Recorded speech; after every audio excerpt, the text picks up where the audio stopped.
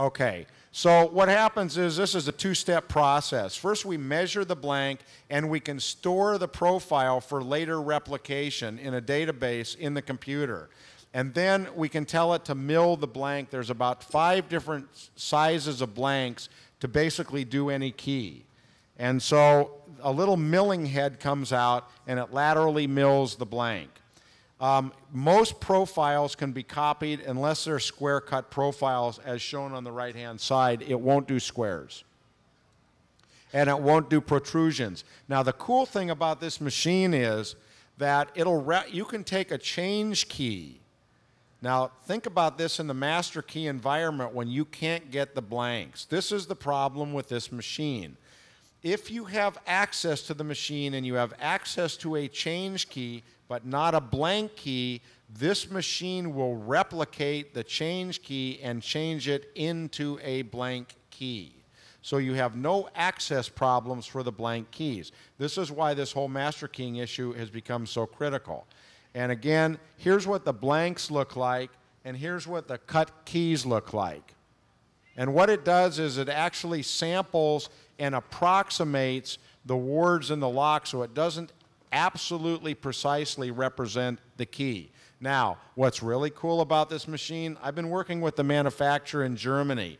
There's now software out for this machine that you can take a photograph of a keyway.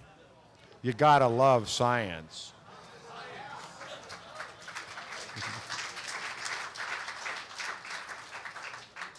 Okay, so we take a picture of the keyway, import it into Adobe Photoshop, size it, import it into the easy entry, and what you do, I don't know if you can see a little bit, you actually draw the keyway.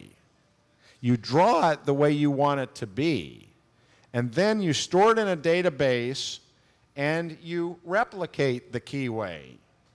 And then now you have a blank key that fits the lock.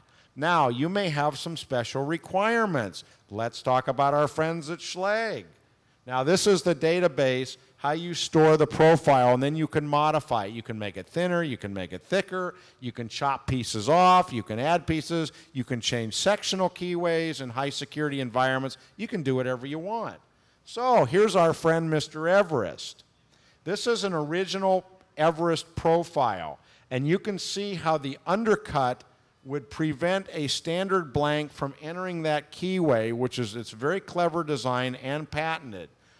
And if you're not able to have that undercut, you aren't getting into that keyway. Now comes the modified profile, and as you can see, what I did was I drew around the undercut. So this is now not a Schlage Everest blank.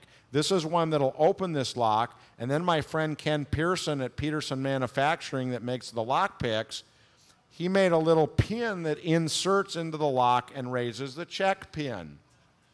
So it's very clever. So that's basically the machine. They have a website, easyentry.de, if you want more information on it. Impressioning notes, as I said, you can open, as I found, with a ballpoint pen, the locks for the computers. Thank God nobody steals computers today, or that wouldn't have much effect. This is a foil impressioning system that's made by John Fall, as I mentioned, and basically you stick an aluminum foil carrier into the lock, and in 30 seconds, this is a Schlage 923C, which Matt talked about, it's open. And by the way, the 2 books that Matt talked about, written by Hobbs, and then there's another one written by George Price and Art of Manipulation, are all on the CD. Yep, okay. And this is what the foil carrier looks like after it's impressioned. It's very clever. And you can actually decode that foil carrier and come up with the code number for the key. This is another method of opening foil, aluminum foil with the dimple keys like Barry's going to show you. And I'll turn it over now to Marc, and if we have time at the end, we'll talk about Antwerp a little more. Thank you.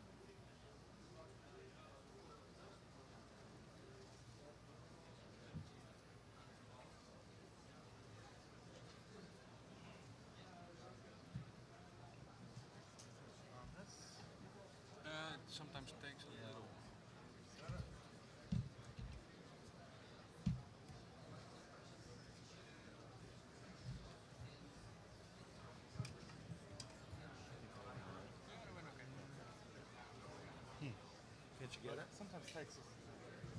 Oh, let's see. How do you do that with them? I had this problem in Germany. There you go. Yep. Yep. Okay. You got it. Okay.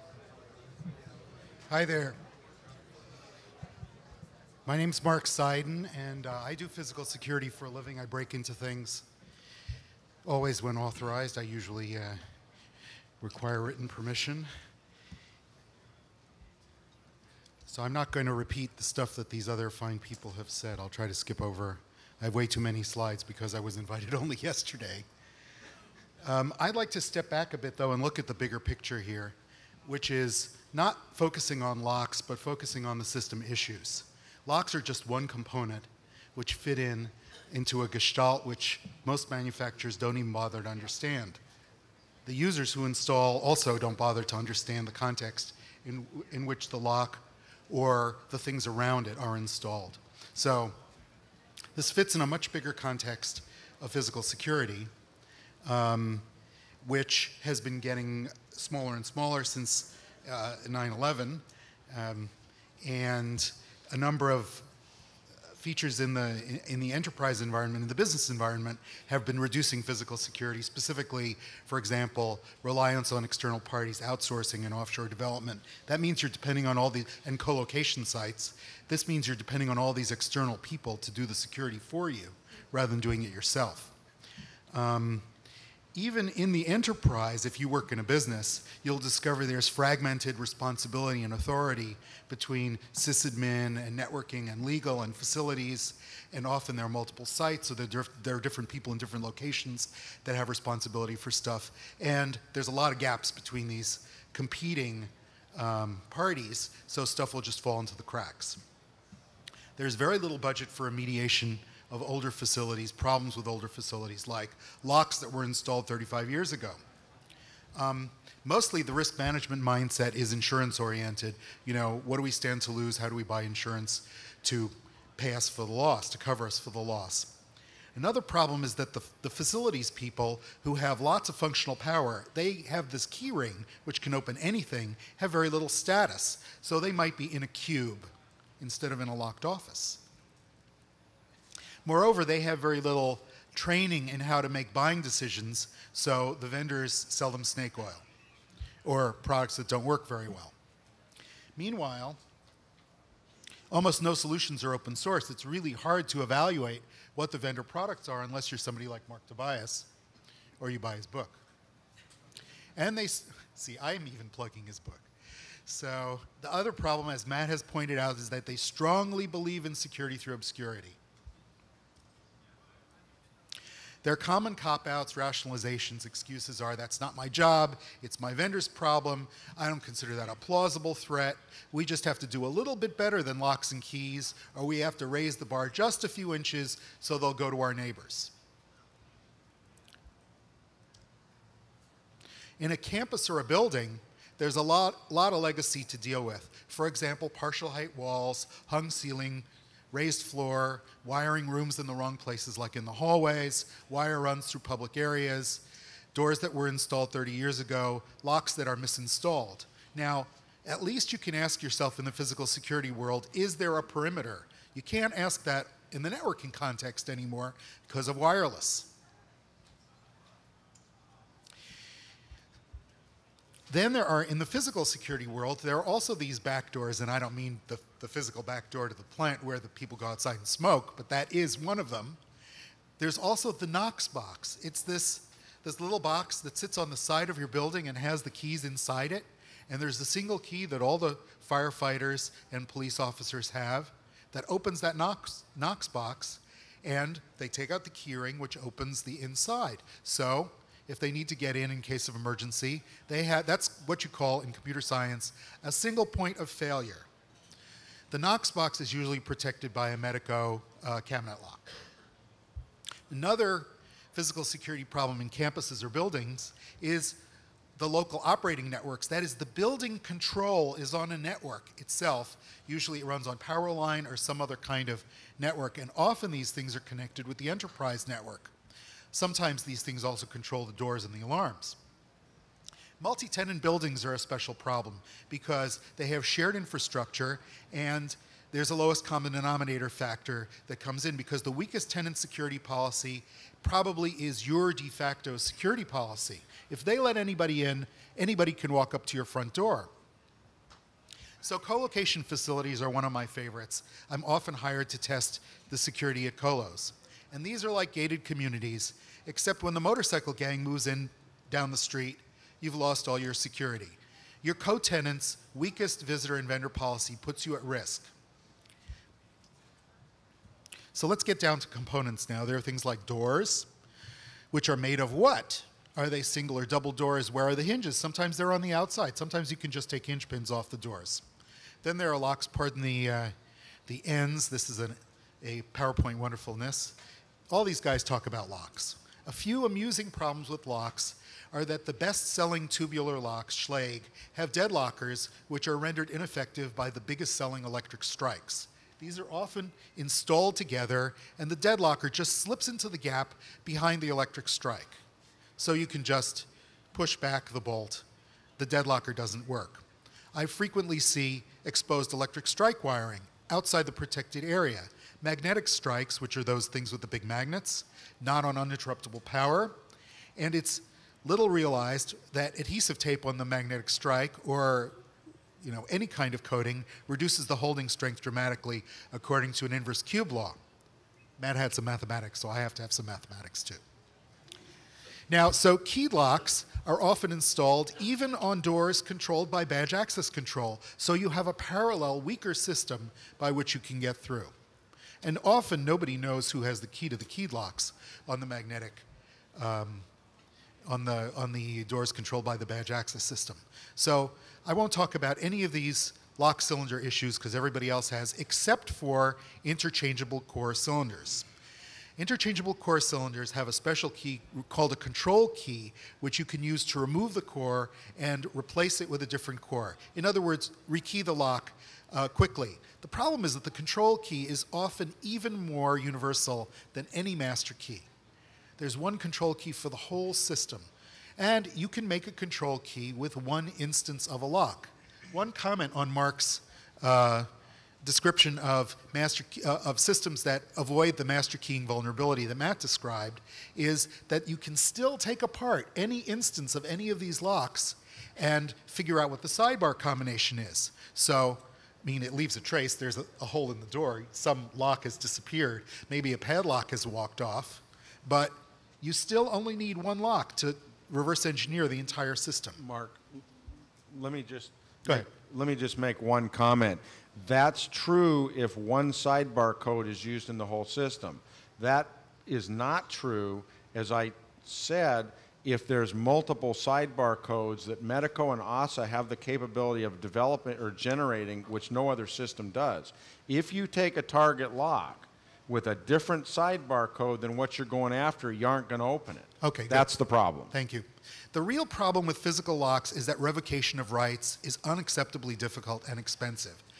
I learned to pick locks at Columbia University in the 1960s, so that I worked for the radio station there, and we wanted to report on kids getting beat up by cops on campus, and we didn't want to get beaten up or tear gassed ourselves. So I made keys to the tunnels under the campus and the buildings so we, the radio station, could report on what was going on. I went back for my 25th college reunion. So in other words, you are a terrorist. That's right. I was a terrorist, okay. but now Sounds I'm like Les Miserables. call me Grandpa Terrorist. So when I went back for my 25th reunion, guess what? My tunnel keys and my front door keys to the building still worked 25 years later. So this is just a demonstration that revocation of rights is seldom, if ever, done because it's enormously expensive. So what do we use instead? We use computer access badge systems. So there's a computer and a database involved. I can hear you saying, uh-oh. It's wired somehow to microcomputer-based panels with local caches of access rights. And these things used to be connected on local wiring, point-to-point wiring, but now they've networked it all. And how have they networked it? They put these Lantronix terminal controllers in front of it. They use bogus proprietary protocols. They seldom use mutual authentication of the counterparties in any transaction. So you can do man-in-the-middle attacks, you can do sniffing attacks, and these are the things that open the doors, that control the doors. If they're on your enterprise network, you've basically lost the game. The manufacturers leave in backdoors for the installers and the maintainers and maybe others, and they don't document any of them. The only way you could find these backdoors is by reverse engineering. And then there are these cards which let you in, Prox cards, an early example of RFID tags. They have a short number which is sent by RF to the reader, and these can be read remotely by an attacker. While you're in the elevator, somebody can walk up to you with a battery-powered reader and read the card in your wallet. Maybe if you have two, it would be difficult. But if you only have one card in your wallet, they can read them. Some of these are field programmable, so you can generate your own cards. The low card numbers have problems, and brute force attacks are possible, although I don't know of a brute forcing machine yet. Are these more secure than keys? Maybe. So here's a case study that I did with Marc Chen at a financial institution where we decided it would be fun to break into the badging system, which would gain us access to everything else. I won't name the vendor on the tape, but this system was running SCO Unix on a PC with basically all the services turned on, serial wiring to guard stations. A root password was published in the user manual, R00T. When we called tech support and said, why did you publish your root password? They said, oh, you don't want to change that, you know. That could create big service problems for us. We couldn't support you. Dial-up modems, which they also recommended always be left on. So of course I logged on as root and started poking around. It was listening for TCP connections on 21 ports. The source was on the machine. It was open source, but not because they believed in open source. It was for their convenience, so they could compile in features. And so I was looking at ifdef Jetway, ifdef US House. I was starting to get alarmed. Other ifdefs included LDS Church, GE King of Prussia, which I think makes nuclear gadgets or jet engines or something, University of Washington, Corning, US Senate, University of Southern California, Yale University Medical Center, and 5 airports by name, all the British airports. And their customers included 50 airports, prisons, all the state correctional institutions in Pennsylvania. I was visualizing musical cells. At midnight, we'll just open all the cell doors and see what happens. So looking at the database schema was really instructive because the system has this concept of passkey, a magic word. You type at the guard terminal, and it conveys various privileges. It's like a password, but without a login. And all of these things were in a database table, lightly obfuscated. So of course, we extracted the passwords, and we noticed there was a special passkey, a magic function of the date, which conveyed system manager privilege to anyone who knew how to compute it. So you could just type in this number, and boom, you were the super user. This was not documented. So of course, an attacker could do anything, including musical cells, create stealth badges, alter code, disable the logging mechanism, remove or alter the log records. There are general problems with sensors and alarms,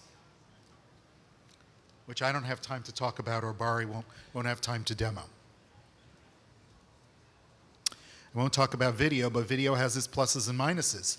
Particularly, you may discover this when the pin of your ATM card is sniffed by someone who has installed a surreptitious video camera pointed at the keyboard and has put an overlay card reader on the ATM.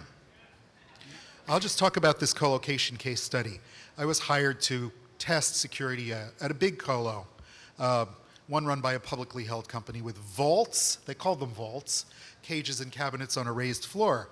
But the raised floor was the plenum for the cool air, which would flow through the raised floor, go through vents in the vault, and go up into the ceiling.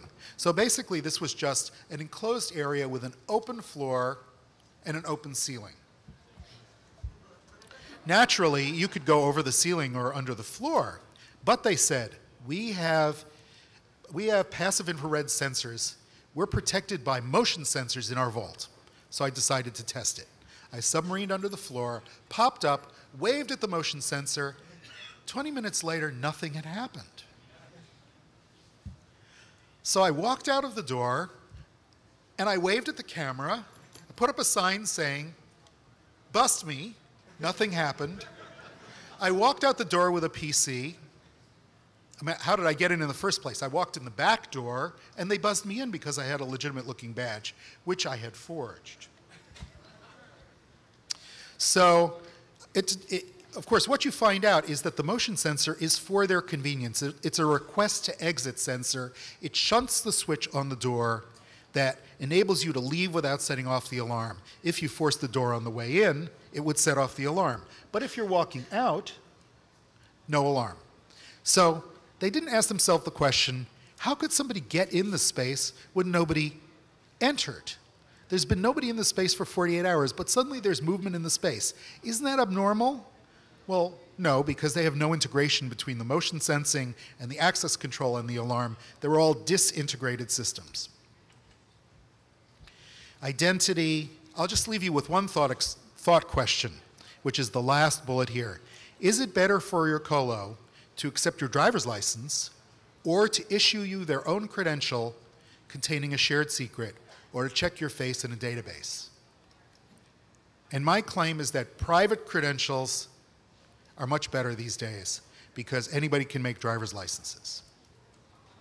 Like this guy who forged the identity. This is Abraham Abdallah, who pled guilty to some large number of counts of forging the identities of 211 of the Fortune 400 richest people a few years ago. The USGAO also has been doing experiments on phony driver's licenses. They determined that if you filled out this form, which asks you questions like, are you a fugitive from justice? Are you subject to a court order restraining you from harassing, stalking, or threatening? Or have you ever been adjudicated mentally defective? If you answer any of these questions yes, well, then you can't get it. But if you answer them all no, and you have a driver's license, or you have something that looks like a valid driver's license, which you can make using stuff on eBay, you can buy stuff like this in the 5 states with minimum Brady law enforcement. The reason why is they look up your driver's license in a database. And if they don't get a hit, then you must be a good guy. They don't look up the driver's license to determine if it's valid. They look it up to determine if it has the name of a known criminal. What's wrong with this picture? Here are just 2 more scary devices which will underscore why physical security is important. They're Keystroke Sniffers. You can buy them for under $100 out of catalogs or on the internet, and they store about half a megabyte of keystrokes. This is why passwords are completely obsolete technology and people should not use them for high-value transactions. I'm way out of time. Barry? Okay.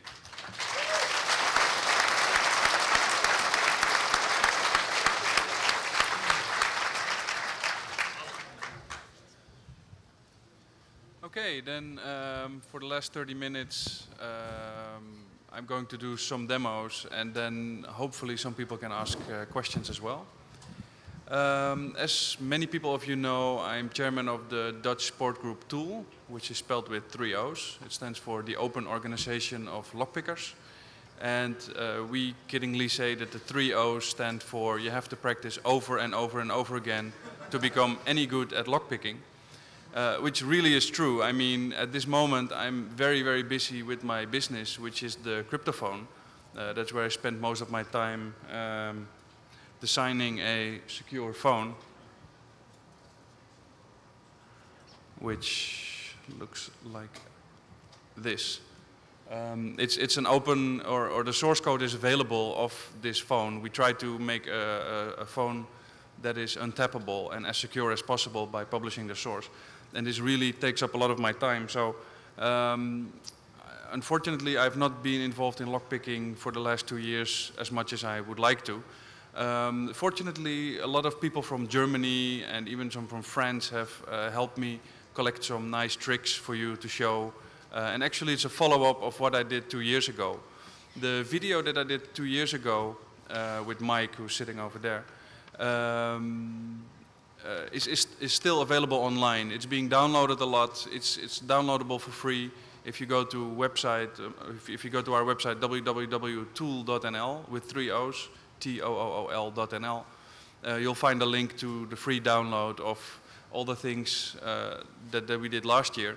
And that included the electropick, that included the foil dimple impression, that included a lot of things. So I'll now focus to some other things that we've been up to.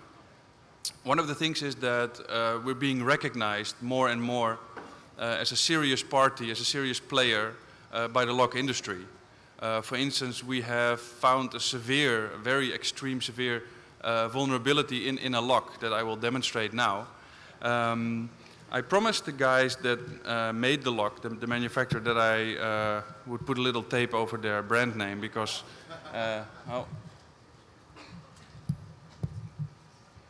because there are still a small number of these locks around.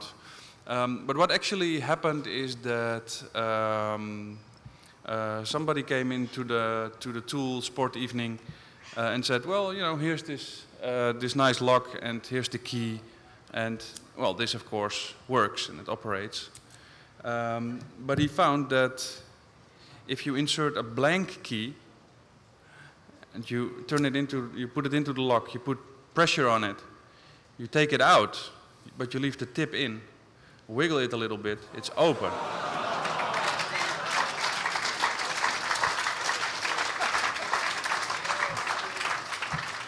Now, this happened at an evening that Mr. Tobias was visiting us and doing a lecture on master keying. And, you know, we all looked at each other and he said, well, you know, this is just a lucky combination of pins and it's a one thing go. But then we thought about it some more and we discovered that it actually was a vulnerability that applied to all the locks, the complete series of locks ever made in this series. And we figured out what happened.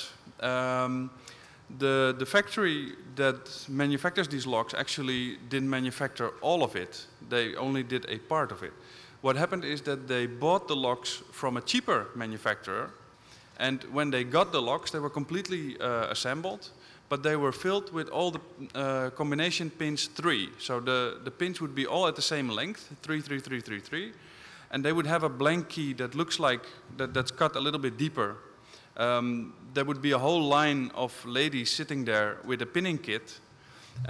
They would insert the key, they would insert the blank with the 3, turn the plug 180 degrees, remove the plug, re-key the pins with a new combination, for instance 1, 5, 7, 5, 3, and put it back in. Now, so far there is no vulnerability. But what happened is that the factory that sold the locks used pins, the top pins, of a diameter of 2.2 millimeters. And they replaced the low pins with pins of 2.0 millimeters, which means that they are actually more thin. So the pins that the key touches are more thin than the pins that are on top of it. So if you turn it a little bit, if you put a little tension on it, the gap that normally is 2.3 millimeters goes to 2.0 millimeters, and the pin that's 2.3 millimeters cannot fall down anymore. So I phoned the factory and I said, well, you know, you have a serious problem.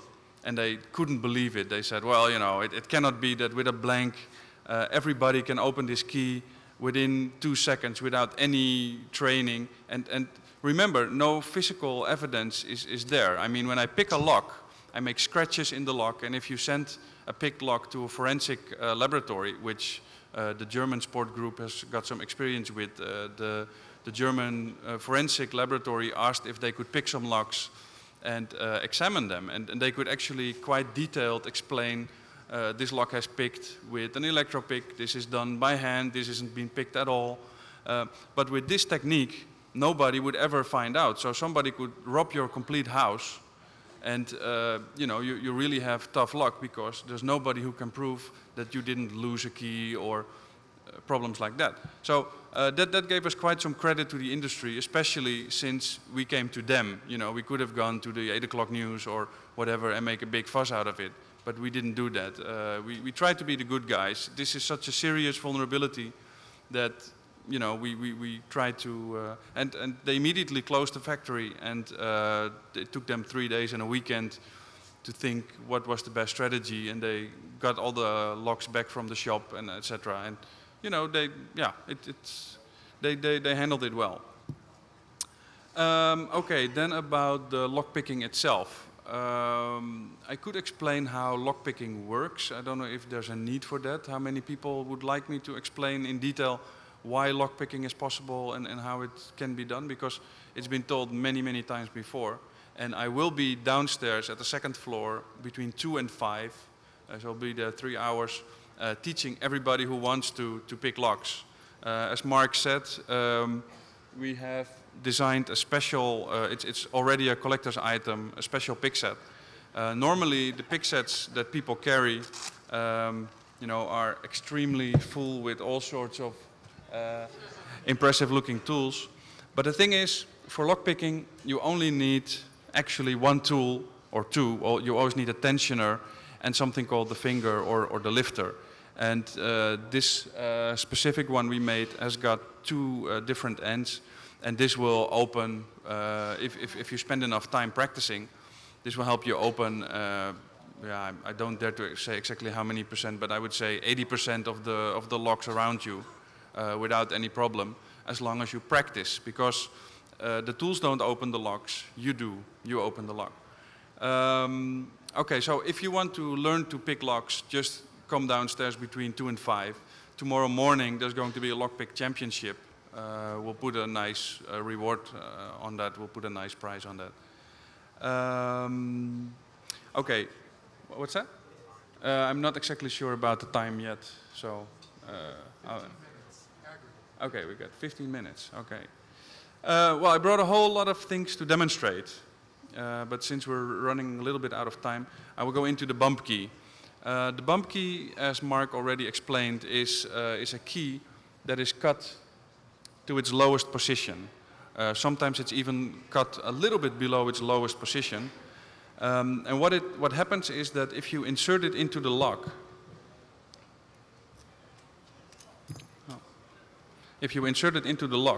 of course it will not turn because the pins are not in the right position.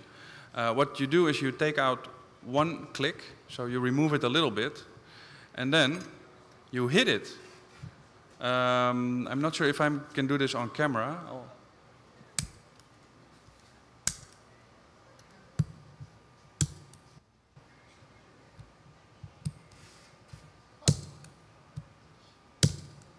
Demonstration effect.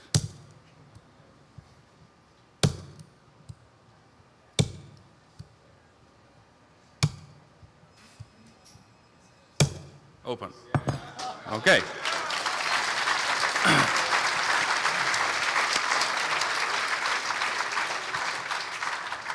Now, this technique was first shown to me actually with a key and a lock in Germany by some of my good friends at the Sportfreunde der Sperrtechnik. And they've become really good at it. And the nice thing about this technique is that it can be used on locks like this one.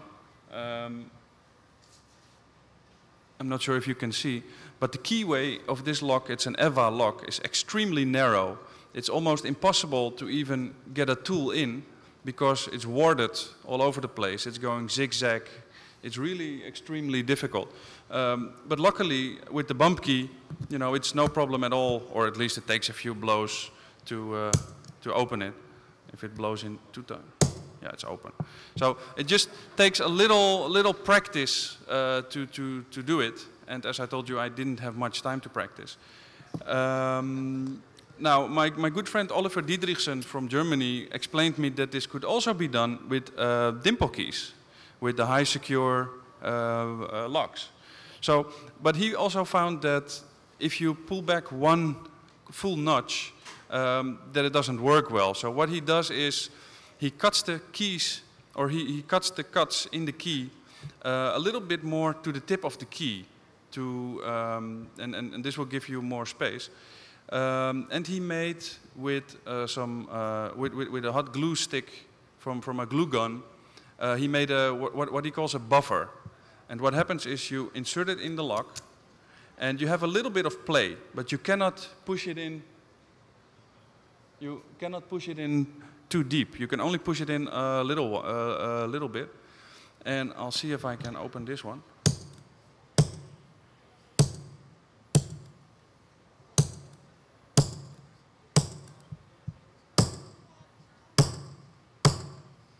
making dents in the table. Ow.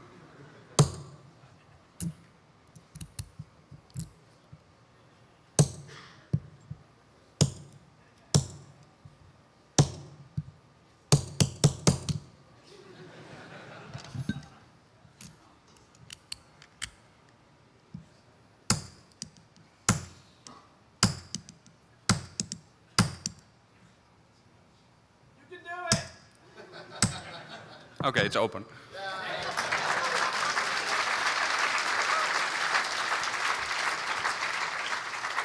No, but this is what I mean with if it wasn't with the help from some of my friends of Germany and France, I wouldn't be able to show you all these tricks because I really don't have that much time to really go into you know, nights and nights of playing with all these things. I hope to do it a better prepared job maybe next time. Some trick from France then. There is a Bricard lock, and the Bricard lock is special that the key itself has got 2 rows of pins next to each other. I don't know if you can see it, but it's a very sophisticated system. And of course you will probably never see a Bricard lock because it's French and yeah, but in But in France, you know, this is really a very expensive, high security lock, and to pick it, it's almost virtually impossible because of these 2 rows of pins, and it's very difficult.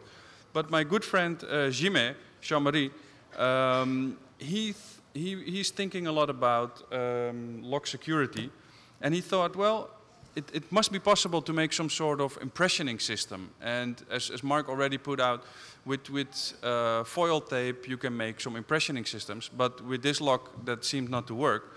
So what he did was he used packaging material, this foamy-like stuff, and he made a blank, which is made out of 2 parts, actually. This is it uncut, so you can move the parts. And he sticks in this packaging material, and it's really amazing, but it really works. At least I hope it does now.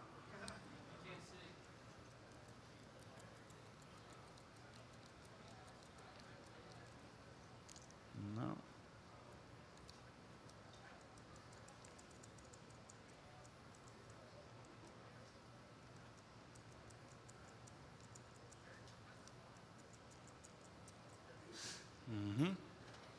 Demonstration effect kicking in.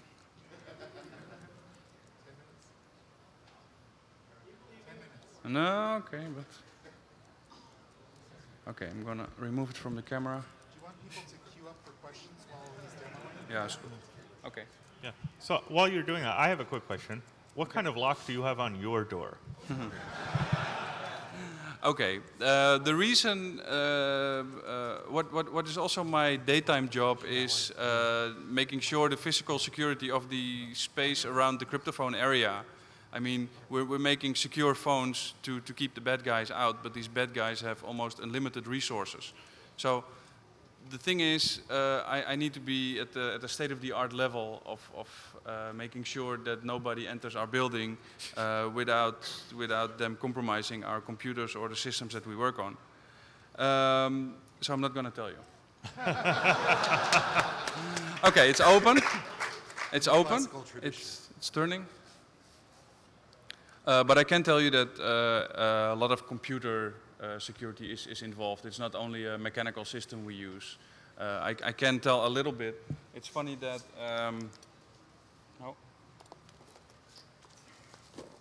By the way, if you want to harass us with questions, please queue up at the microphone in the center. We only have a few minutes left, but if you want to yell at us with questions or just say harassing comments. Yeah, one real good secure lock system is by Abloy.